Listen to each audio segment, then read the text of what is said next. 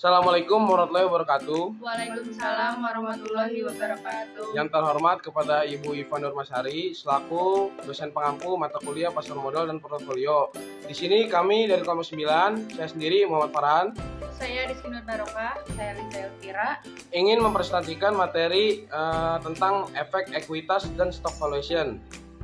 Selanjutnya saya akan membacakan materinya, yaitu pengertian saham.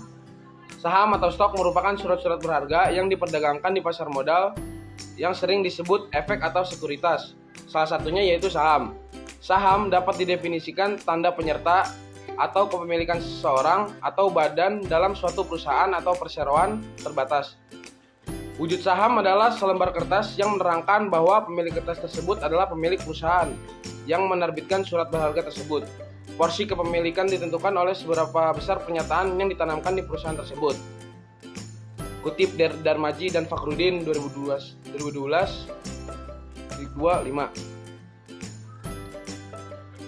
Tujuan saham. Tujuan perusahaan melakukan investasi saham adalah dengan memaksimalkan kesejahteraan pemegang oleh saham dengan cara memaksimalkan nilai saham tersebut dari perusahaan yang pada akhirnya akan mencerminkan harga saham tersebut. Suatu saham mencerminkan juga nilai dari suatu perusahaan. Perusahaan dengan prestasi baik akan mengakibatkan sahamnya banyak diminati investor. Prestasi yang baik yang dapat dilihat dalam laporan keuangan yang dipublikasikan oleh perusahaan atau emiten. Selanjutnya saya akan membacakan jenis-jenis saham. Saham biasa, saham yang menempatkan pemiliknya paling junior dalam hal pembagian dividen dan hak atas harta kekayaan perusahaan apabila perusahaan tersebut likuiditas. Yang kedua itu saham preferred. Saham ini mempunyai karakteristik gabungan antara obligasi dan saham biasa karena bisa menghasilkan pendapatan tetap. Namun bisa juga mendatangkan hasil seperti yang dikehendaki investornya. Selanjutnya yaitu hak-hak saham. Saham biasa, yang pertama ada hak untuk memilih dewan direksi. Yang kedua itu hak menerima pembagian keuntungan. Yang ketiga, hak primitif atau preemptive right. Terus saham preferred terhadap dividen. Terus yang kedua, preferred pada waktu likuiditas. Capital gain adalah selisih positif antara harga saham saat beli dan harga jual saham saat dijual.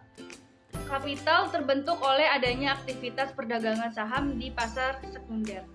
Selanjutnya yang dibacakan oleh rekan saya. Saya akan membacakan materi, yaitu resiko saham. Ada dua. Yang pertama, capital loss. Capital loss adalah selisih negatif antara harga beli saham dengan harga jual. Yang kedua, likuidasi. Likuidasi adalah jika suatu saham perusahaan yang dimiliki oleh investor mengalami kerugian dan dinyatakan oleh pengadilan bangkrut atau perusahaan tersebut dibubarkan. Selanjutnya, pengertian dan tujuan penilaian saham. Pengertiannya yaitu suatu mekanisme untuk merubah serangkaian variabel ekonomi atau variabel perusahaan yang diramalkan menjadi perkiraan tentang harga saham. Misalnya, laba perusahaan dan dividen yang dibagikan. Tujuannya yaitu untuk memberikan gambaran-gambaran pada manajemen atas estimasi nilai saham suatu perusahaan yang akan digunakan sebagai rujukan manajemen sebagai pertimbangan kebijakan atas saham perusahaan tersangkut. Selanjutnya ada jenis-jenis penilaian saham, yaitu ada nilai buku, nilai pasar, dan nilai intrinsik. Nilai buku adalah nilai aset yang tersisa setelah dikurangi kewajiban perusahaan jika dibagikan. Nilai pasar merupakan harga yang dibentuk oleh permintaan dan penawaran saham di pasar modal atau disebut juga dengan pasar harga sekunder. Nilai intrinsik adalah nilai saham yang menentukan harga wajar suatu saham agar suatu saham tersebut mencerminkan nilai saham yang sebenarnya sehingga tidak terlalu mahal. Mungkin cukup sekian penyampaian materi dari kelompok kami. Kurang lebihnya mohon maaf. Wassalamualaikum warahmatullahi wabarakatuh. Waalaikumsalam warahmatullahi wabarakatuh.